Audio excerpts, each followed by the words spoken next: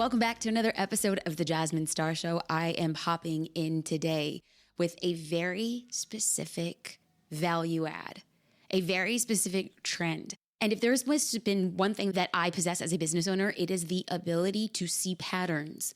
I could see repeats, and it's because of the repeat that actually empowers me to create content, to have conversations, and ultimately, what I hope, become a thought leader around particular topics.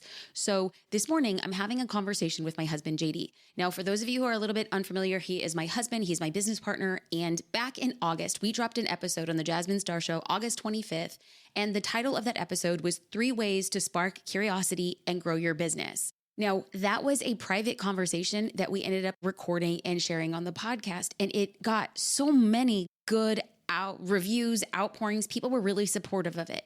And in passing, he had mentioned, hey, if you're going through a rough spot, email me and I'll send you a note.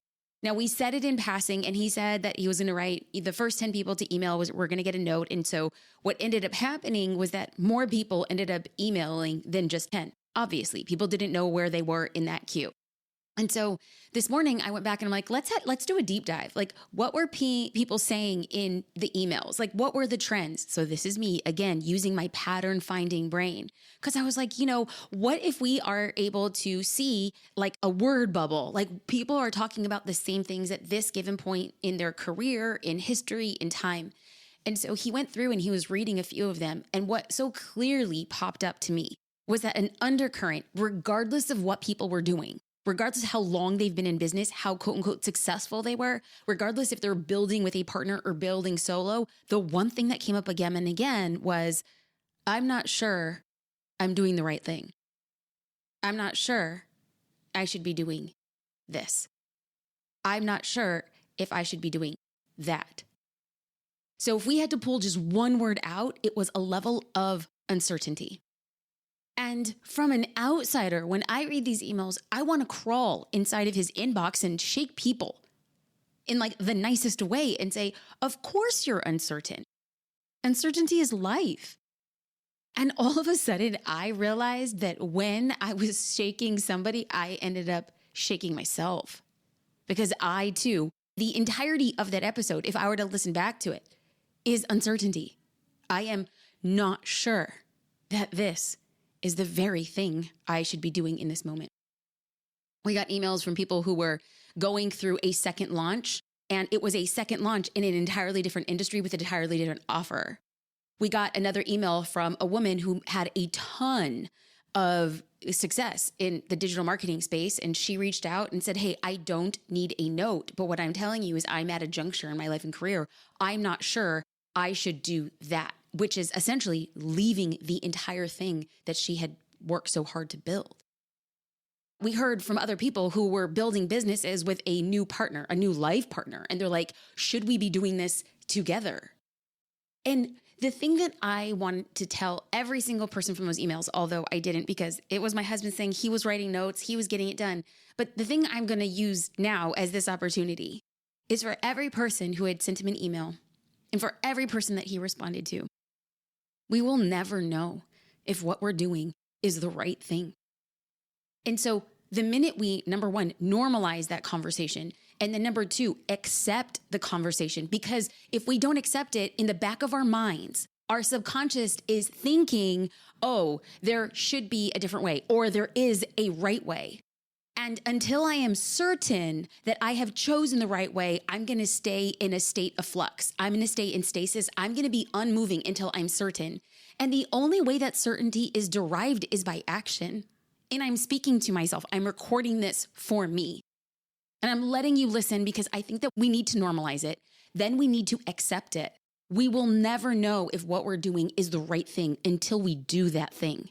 And then the market speaks.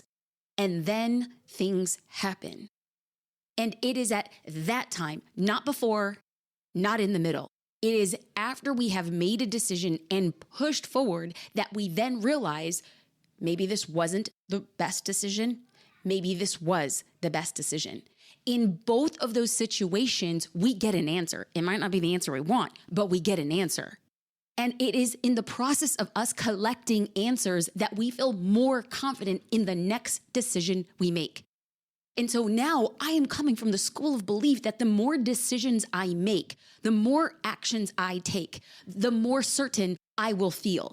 It is counter opposite to what we want to do. Our brains are going to program us to stay small and to be safe, to not make any decisions. And so if we don't make any decisions, it happens to us. We don't happen to it. And I'm tired of living that way. If anything that 2022 has brought up so strongly for me is that I better happen to it. There was a time in my business, candidly speaking, that it felt really good that it was happening for me. The business was happening for me. All these things that I was just doing, it felt like, okay, so, oh well, we're going to be very honest. It felt very much like the Midas touch. I could do things and they were really successful. Now, we worked super hard and we made a ton of mistakes, but it was good. It was really, really good. And then we get to a new chapter in our business. So what they say is true. New levels, new devils. Okay. It was this mass expansion of a team. I've never run a team this size. It was the mass expansion of expenditures when it comes to technology. I've never developed technology. It was a massive expansion in learning what it means to create an entirely new division in our organization called the tech department. Like, I know nothing about the current business that I am building. And so the entirety of this year has been a level of uncertainty. I am not sure that this is the thing I should be doing in this way. And you want to know what? You and I are very much the same. You want to know what?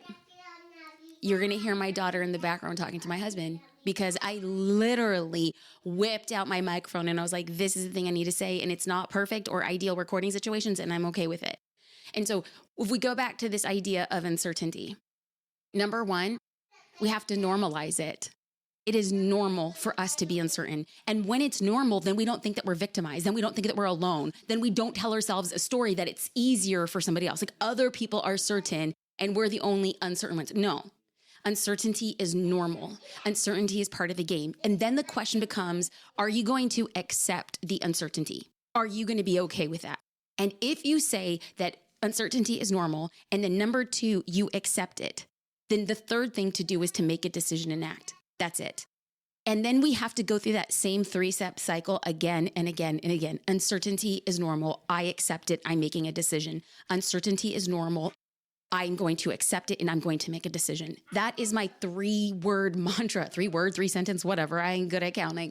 That is my 3-principle approach to this recording to the end of the year. This recording to the end of the year. I am going to say that uncertainty is normal. I'm going to accept it.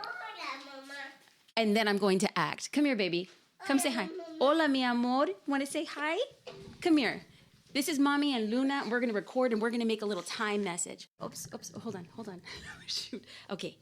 Can you say, I'm ready? I'm ready for a pool. You're ready for the pool. Okay. She's ready for the pool. And I am ready for fun too. I'm ready for fun. I am ready for the fun that it takes for us to be uncertain. I'm ready for the fun of acceptance, and I'm ready for the fun of action. And I hope you are too. Thank you so much for the honor and privilege of allowing me to process my journey where I'm at alongside with you. If you have found any value in this podcast, it would mean nothing more than for you to subscribe and leave a review. The reviews are so impactful, friends. Like, I know it seems like a small thing, but if you have ever got a piece of value, a comment, a review, big time help. I appreciate you. I hope you have a wonderful day. If you found this helpful, be sure to pass it along a friend. Let's all move our businesses together. I appreciate you. Bye.